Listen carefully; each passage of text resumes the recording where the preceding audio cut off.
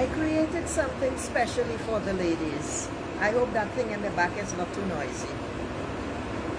It's a space where you women can come to rest your weary minds, your weary hearts, and your weary souls.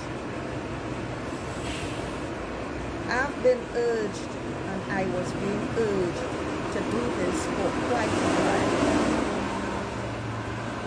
And I didn't understand, and so I created groups. But I got it now, and in fact it has nothing to do with any of that. Welcome aboard.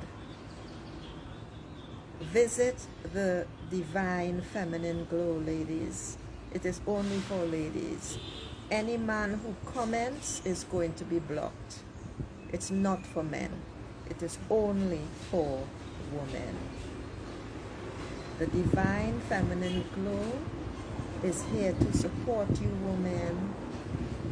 It's simply a place where you can read something uplifting, rest your eyes on beautiful images, just absorb the energy of the peace and the beauty of the words that lie in that space.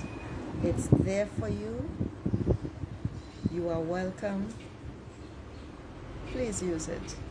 My heart to yours. Ciao.